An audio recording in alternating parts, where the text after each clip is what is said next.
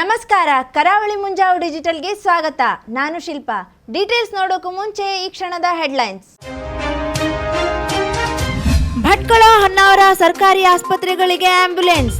ಶಾಸಕರ ಪ್ರದೇಶಾಭಿವೃದ್ಧಿ ಯೋಜನೆಯಡಿ ಆಂಬ್ಯುಲೆನ್ಸ್ ಕೊಡುಗೆ. ಭಟ್ಕಳ ಶಾಸಕ ಸುನಿಲ್ ನಾಯ್ಕರಿಂದ ಆಂಬ್ಯುಲೆನ್ಸ್ ಖರೀದಿ. ಮಂಗಳವಾರ ಭಟ್ಕಳದಲ್ಲಿ ಆರೋಗ್ಯ ಇಲಾಖೆಗೆ ಹಸ್ತಾಂತರ. ಕಂಟೈನ್ಮೆಂಟ್ ವಲಯದಲ್ಲಿ ಸಿಗದ ದಿನಸಿ ವಸ್ತುಗಳು. ಅಂಕೋಲಾದ ಕಂಟೈನ್ಮೆಂಟ್ ವಲಯದಲ್ಲಿ ಸಮಸ್ಯೆ. ದಿನಸಿ ವಸ್ತುಗಳನ್ನು ಪೂರೈಸುವಂತೆ ಸ್ಥಳೀಯರಿಂದ ಒತ್ತಾಯ.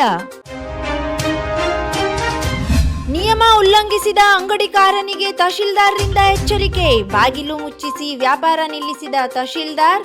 ಸಾಮಾಜಿಕ ಅಂತರ ಕಾಯ್ದುಕೊಳ್ಳದೆ ಖರೀದಿ. ಅಂಗಡಿ ಎದುರು ನಿಂತವರನ್ನು ಕಳುಹಿಸಿದ ತಹಶೀಲ್ದಾರ್. ಇದೀಗ ವಾರ್ತೆಗಳ ವಿವರ. ನರೇಂದ್ರ ಮೋದಿ ನೇತೃತ್ವದಲ್ಲಿ ಕೇಂದ್ರದಲ್ಲಿ ಬಿಜೆಪಿ 7 ವರ್ಷ ಪೂರೈಸಿದ ಸವಿ ನೆನಪಿಗಾಗಿ ಸೇವೆಯೇ ಸಂಘಟನೆ ಎಂಬ ಧ್ಯೇಯ ವಾಕ್ಯದೊಂದಿಗೆ ಬಿಜೆಪಿ ಜಿಲ್ಲಾ ಹಿಂದುಳಿದ ಮೋರ್ಚಾದ ನೇತೃತ್ವದಲ್ಲಿ ಇಲ್ಲಿನ ಬಿಸಿಎಂ ವಿದ್ಯಾರ್ಥಿ ನಿಲಯದಲ್ಲಿ ನಡೆದ ರಕ್ತದಾನ ಶಿಬಿರಕ್ಕೆ ಶಾಸಕ ಸುನಿಲ್ ನಾಯ್ಕ್ ದೀಪ ಬೆಳಗಿಸುವ ಮೂಲಕ ಚಾಲನೆ ನೀಡಿದರು.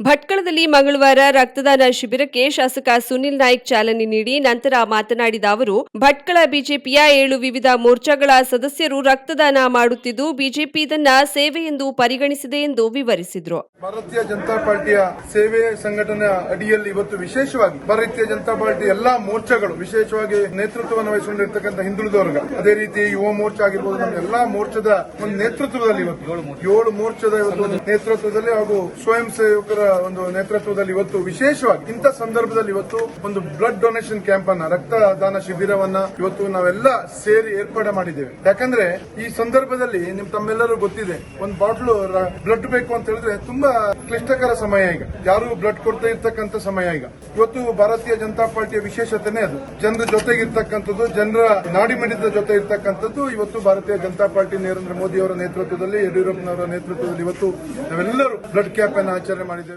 ಈ ವೇಳೆ ಭಟ್ಕಳ ಬಿಜೆಪಿ ಮಂಡಲದ ಅಧ್ಯಕ್ಷ ಸುಬ್ರಾಯ್ ದೇವಾಡಿಗ, ಗೋವಿಂದ್ ನಾಯ್ಕ್, ಬಿಜೆಪಿ ಹಿಂದುಳಿದ ಮೋರ್ಚಾದ ಜಿಲ್ಲಾಧ್ಯಕ್ಷ ರವಿ ನಾಯ್ಕ್, ಭಟ್ಕಳ ಬಿಜೆಪಿ ಪ್ರಧಾನ ಕಾರ್ಯದರ್ಶಿಗಳಾದ ಮೋಹನ್ ನಾಯ್ಕ್, ಭಾಸ್ಕರ್ ದೈಮನೆ, ಭಟ್ಕಳ ಬಿಜೆಪಿ ಹಿಂದುಳಿದ ವರ್ಗದ ಅಧ್ಯಕ್ಷ ಲಕ್ಷ್ಮೀನಾರಾಯಣ್ ನಾಯ್ಕ್, ಆರ್ಎಸ್ಎಸ್ ತಾಲೂಕ್ ಕಾರ್ಯವಾಹಕ ಶಿವರಾಮ್ ದೇವಾಡಿಗ, ಭಟ್ಕಳ ಬಿಜೆಪಿ ಯುವ ಮೋರ್ಚಾ ಅಧ್ಯಕ್ಷ ಮಹೇಂದ್ರ ನಾಯ್ಕ್ ಮೊದಲಾದವರು ಉಪಸ್ಥಿತರಿದ್ದರು. ಶಾಸಕರ ಪ್ರದೇಶಾಭಿವೃದ್ಧಿ ಯೋಜನೆಯ ಅನುದಾನದಡಿ ಖರೀದಿಸಲಾದ 2 ಆಂಬ್ಯುಲೆನ್ಸ್ಗಳನ್ನು ಶಾಸಕ ಸುನಿಲ್ ನಾಯ್ಕ್ ಮಂಗಳವಾರ ಆಸ್ಪತ್ರೆಯ ವೈದ್ಯಾಧಿಕಾರಿಗಳಿಗೆ ಭಟ್ಕಳದಲ್ಲಿ ಹಸ್ತಾಂತರಿಸಿದರು.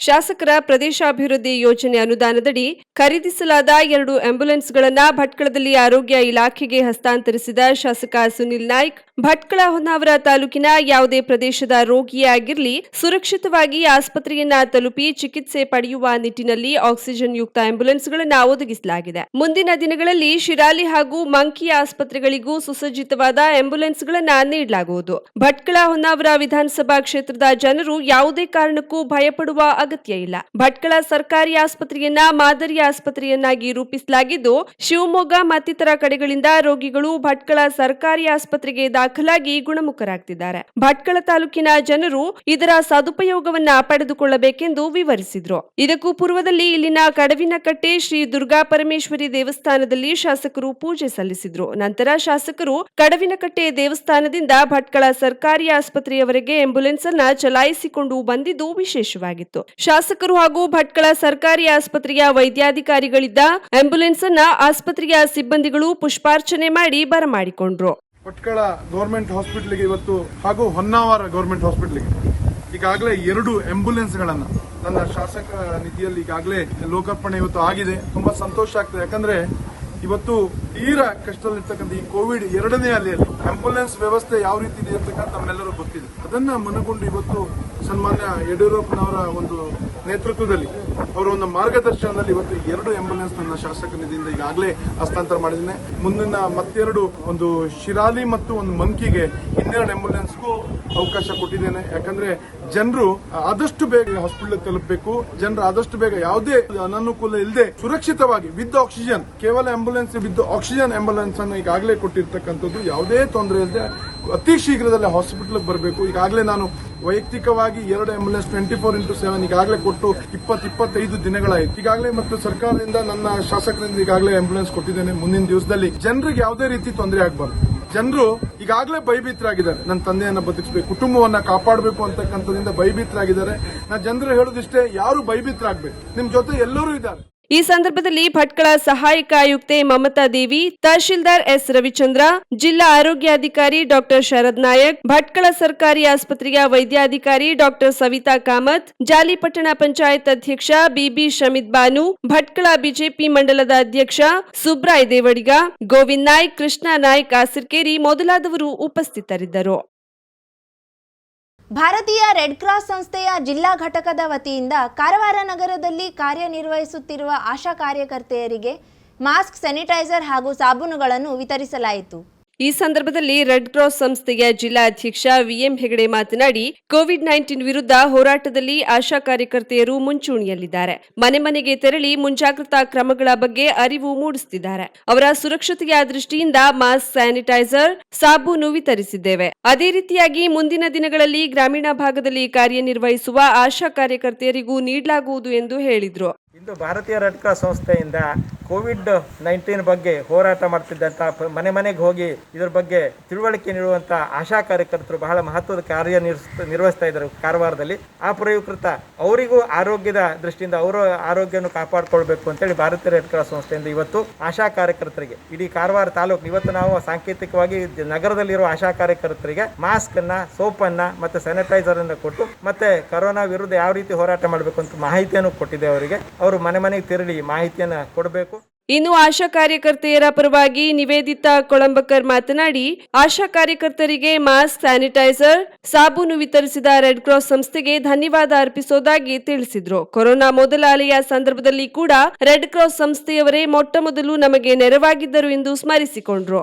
ಎಲ್ಲ ಆಶಾ ಕಾರ್ಯಕರ್ತರ ಪರವಾಗಿ ನಾನು ಇವತ್ತು ರೆಡ್ ಕ್ರಾಸ್ ಸಂಸ್ಥೆಗೆ ಒಂದು ಧನ್ಯವಾದವನ್ನು ಅರ್ಪಿಸ್ತೀನಿ. ಯಾಕೆಂದರೆ ಕಳೆದ ಸಲ ಕೂಡ ಮೊದಲನೇ ಅಲೆಯಲ್ಲಿ ಕೋವಿಡ್ ನೀವೇ ನಮಗೆ ಒಂದು ಈ ಸಹಾಯವನ್ನು ಮಾಡಿದಿರಿ. ಈ ಮಾಸ್ಕ್ ಕೊಡೋದಾಗಲಿ, ಸ್ಯಾನಿಟೈಸರ್ ಕೊಡೋದಾಗಲಿ, ಮತ್ತು ಈ ಸಹಾಯ ನಮಗೆ ನಮ್ಮ ಮೇಲೆ ಯಾವತ್ತೂ ಇರಬೇಕು.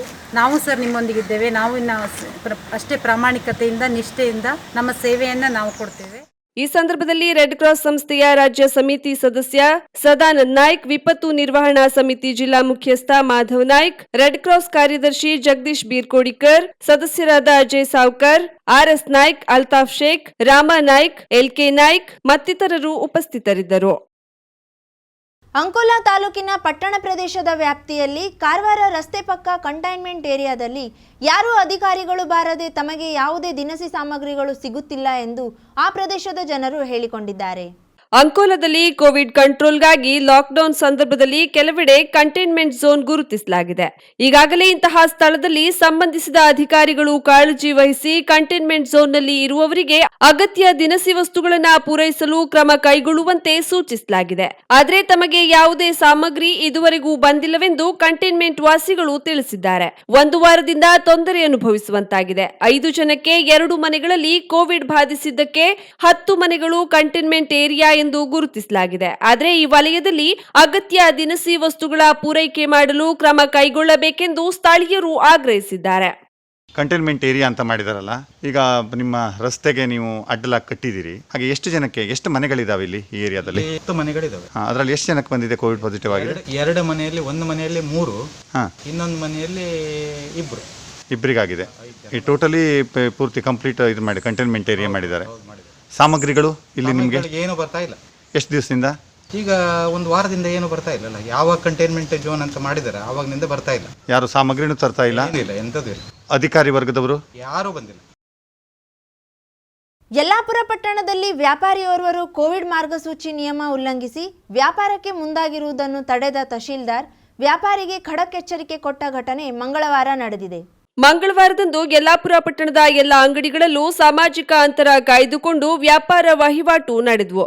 ಆದರೆ ಬೇಲ್ ರಸ್ತೆ ಸರ್ಕಾರಿ ನೌಕರರ ಭವನದ ಕಟ್ಟಡದಲ್ಲಿ ನಿಯಮ ಪಾಲಿಸದೆ ದಿನಸಿ ಸಾಮಗ್ರಿ ಮಾರುತ್ತಿದ್ದ ಅಂಗಡಿ ಮಾಲೀಕನಿಗೆ ಎಚ್ಚರಿಕೆ ನೀಡಿ ಬಾಗಿಲನ್ನ ತಾವೇ ಎಳೆದು ಮುಚ್ಚಿದ್ರು. ವಾರದ 4 ದಿನ ಬೆಳಿಗ್ಗೆ 8 ರಿಂದ ಮಧ್ಯಾಹ್ನ 12 ಗಂಟೆಗಳವರೆಗೆ ಮಾರಾಟ ಮಾಡಲು ಮತ್ತು ಕೊಳ್ಳಲು ಅವಕಾಶವಿರೋದ್ರಿಂದ ದೈಹಿಕ ಅಂತರ ಕಾಯ್ದುಕೊಳ್ಳದೆ ಕೇವಲ ವ್ಯಾಪಾರದ ಉದ್ದೇಶವೊಂದೇ ತೋರುವುದು ಸಮಂಜಸವಲ್ಲ ಎಂದು ಅಂಗಡಿಯ ಮಾಲೀಕನಿಗೆ ಖಡಕ್ ಎಚ್ಚರಿಕೆ ನೀಡಿ ಬಾಗಿಲು ಮುಚ್ಚಿದ್ರು. ಯಲ್ಲಾಪುರ ಪಟ್ಟಣದಲ್ಲಿ ಮಂಗಳವಾರ ಸಾರ್ವಜನಿಕರ ಸಂಖ್ಯೆ ಅತಿ ವಿರಳವಾಗಿತ್ತು. ಕಟ್ಟುನಿಟ್ಟಿನ ಮಾರ್ಗಸೂಚಿಯ ನಡುವೆ ಜನರು ತಮಗೆ ಬೇಕಾದ ಸಾಮಗ್ರಿ ಖರೀದಿ ಮತ್ತು ಯಾವ ಕೆಲಸವಾಗಬೇಕೋ ಅಷ್ಟಕ್ಕೆ ಹೋಗುವುದು ಮಾಡೋದ್ರಿಂದ ಜನರ ತಿರುಗಾಟ ಅಷ್ಟಾಗಿ ಕಂಡುಬರಲಿಲ್ಲ. ಇದಕ್ಕೆ ಪ್ರಮುಖ ಕಾರಣವಾಗಿದ್ದು ಖಡಕ್ ತಹಶೀಲ್ದಾರ್ ಶ್ರೀಕೃಷ್ಣ ಕಾಮ್ಕರ್ ಅವರ ಬಿಡುವಿಲ್ಲದ ಓಡಾಟ ಮತ್ತು ತಹಶೀಲ್ದಾರರ ನಿರ್ದೇಶನದಂತೆ ಸಿಪಿಐ ಸುರೇಶ್ ಯಳ್ಳೂರ್ ಹಾಗೂ ಪಿಎಸ್ಐ ಮಂಜುನಾಥ್ ಗೌಡರ್ ಕಾರ್ಯಬದ್ಧತೆಯು ಕಾರಣವಾಗಿದೆ ಎಂದು ಹೇಳಲಾಗಿದೆ.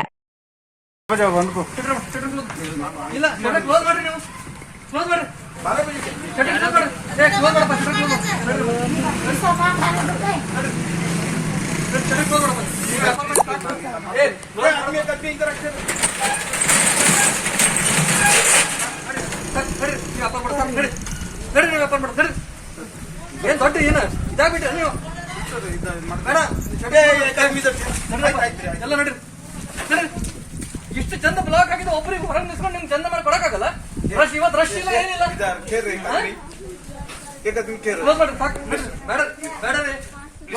ಮಾಡ್ರಿ ಅಷ್ಟೇ ಸರ್. ಈಗ ಸಾಮಾನು ಅರ್ಧ ಬೇಡ ನೀವು ನಡ್ರಿ ಸಾಕು ವ್ಯಾಪಾರ ಮಾಡಿ ಸಾಕು. ಯಾಕಂದ್ರೆ ನಿಮ್ಗೆ ವ್ಯಾಪಾರ ಮಾಡಿ ಬೇಡ ರೀ.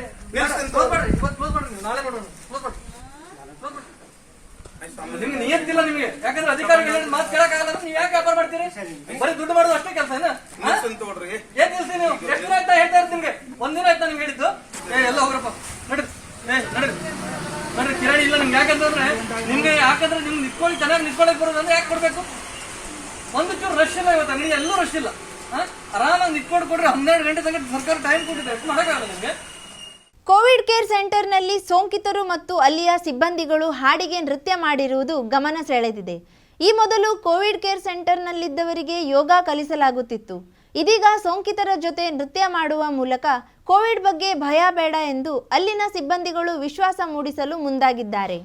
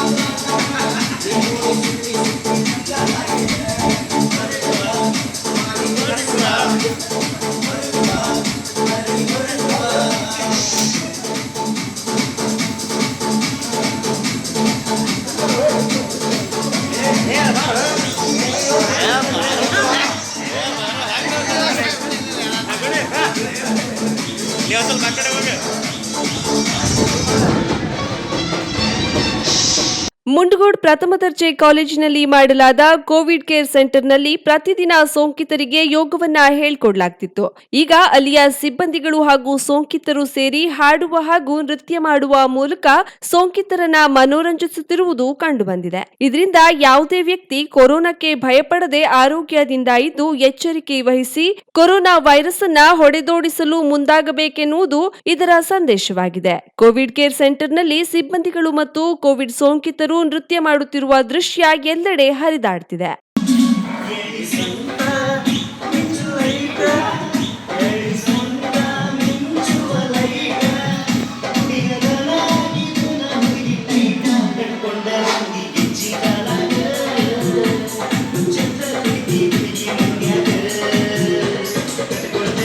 ಯಾರು ಅನ್ನೋದು ಗೊತ್ತಾಗಲ್ಲ ಅಂದೆ ಡ್ಯಾನ್ಸ್ ಮಾಡಿದ್ದೆ.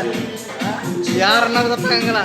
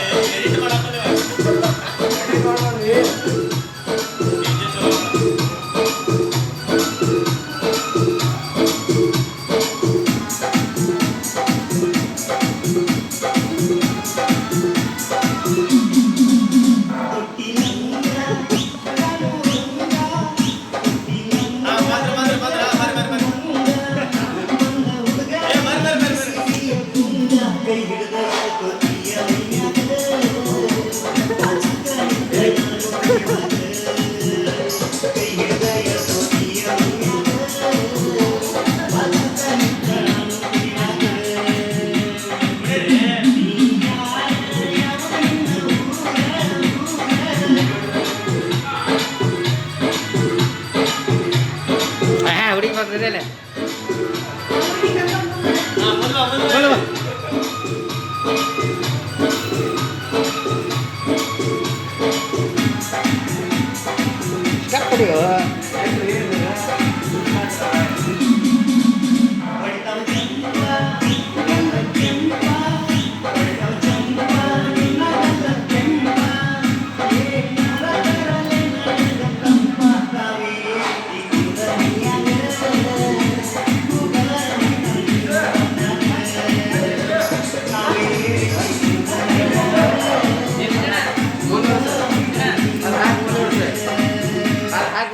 ಇಲ್ಲಿಗೆ ಕರಾವಳಿ ಮುಂಜಾವು ಡಿಜಿಟಲ್ ವಾರ್ತೆ ಮುಕ್ತಾಯವಾಯಿತು.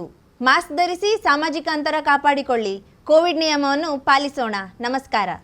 ಪ್ರತಿದಿನದ ಸುದ್ದಿ ಹಾಗೂ ವಿಶೇಷ ಕಾರ್ಯಕ್ರಮಗಳನ್ನು ವೀಕ್ಷಿಸಲು ನಮ್ಮ ಕರಾವಳಿ ಮುಂಜಾವು ಡಿಜಿಟಲ್ ಅನ್ನು ಸಬ್ಸ್ಕ್ರೈಬ್ ಮಾಡಿ. ಹಾಗೆಯೇ ನಾವು ಅಪ್ಲೋಡ್ ಮಾಡೋ ವಿಡಿಯೋಸನ್ನು ನೀವು ತಕ್ಷಣಕ್ಕೆ ನೋಡಬೇಕಂದ್ರೆ ಬೆಲ್ ಐಕನ್ ಅನ್ನು ಕ್ಲಿಕ್ ಮಾಡಿ. ನಿಮಗೆ ನಮ್ಮ ಈ ವಿಡಿಯೋ ಇಷ್ಟವಾದಲ್ಲಿ ಲೈಕ್, ಶೇರ್ ಆ್ಯಂಡ್ ಕಮೆಂಟ್ ಮಾಡಿ.